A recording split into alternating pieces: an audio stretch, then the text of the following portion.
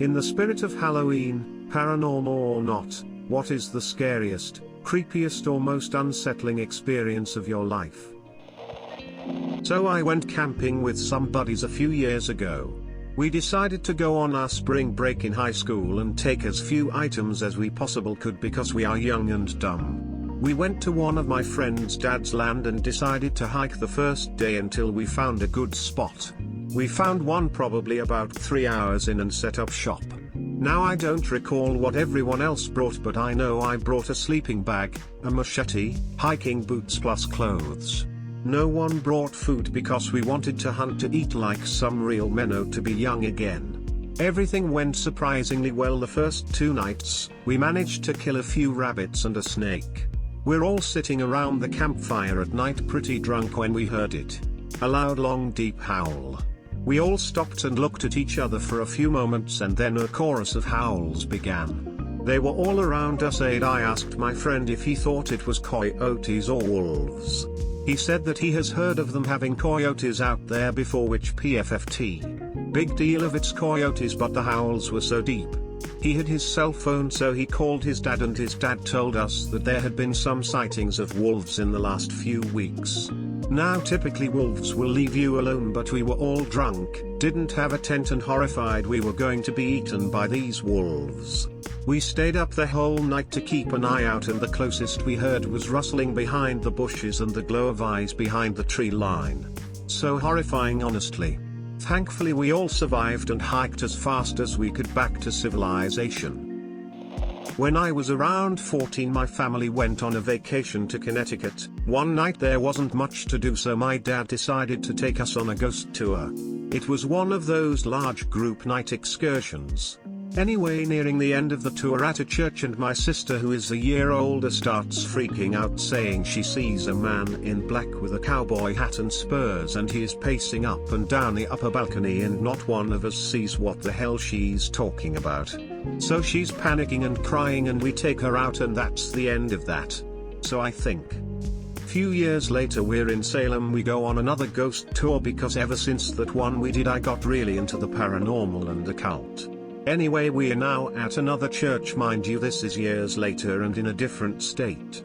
My sister looks up again, freaking out, man in black, cowboy hat, spurs. This time she sees he's sad and looks like he's playing out some loop of a funeral. My sister starts describing this event. When the tour guide cuts her off and says, "Oh, you're talking about so and so. He's mourning his wife and child who died en route to Connecticut." Seriously, my heart stopped and I froze solid. My sister never mentioned the time she saw him years earlier. She 100% can see dead people. I'll believe whatever she says. I came home from the grocery store on Friday, having bought 5 wheels of soft cheese for the weekend. When I went to the fridge the next morning, only 1 wheel was left. My friends told me that I must have eaten the other 4 in my sleep. I am known for sleepwalking and eating, but I was really hungry the next morning. It didn't feel like I had 4 wheels of cheese in me. When I was 12 or 13, my best friend and I were riding our dirt bikes through the woods around his house. There were jumps and trails and shit, and the woods got pretty thick in places, so naturally there were all kinds of stories about creepy things happening there, but we never believed them. One of them was a rumor of these people in white that would surround you in the woods and laugh as they grew closer to you.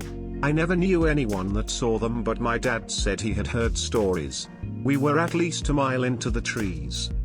Anyway, when we were out riding and my friend's bike, which was much older and less reliable than mine, seized up and we couldn't get it running. He tried kicking it on, then I did, no luck. That's when we noticed that we could hear engines in the distance. The more we kicked, the closer they seemed to get. Then I caught a glimpse of something white in the distance. Then another. I told my friend what I saw when I saw the 3rd white shape in the distance, and he pointed out the sound of the engines. Our minds immediately shot to the rumors of the people in white. So we started kicking harder, faster, more panicked. Every second that passed the sounds got louder, seemingly mocking us in our futile attempts to get his bike going. Then the laughing started, and it was not subtle. It was loud and obnoxious. We started to panic, because when the laughing reached its fever pitch, we caught the first glimpse of a white figure in the distance on a four-wheeler, then another, and another. They'd surrounded us and were circling us like vultures, laughing hysterically the whole time. They were dressed in white, but they didn't have a human shape. They had longer necks, tiny heads, and they were impossibly thin.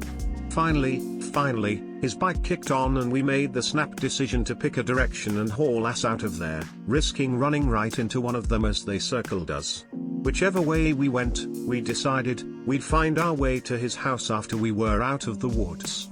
We weren't pursued and we got back to his house uninjured, staring out the windows of his house into the woods almost all night.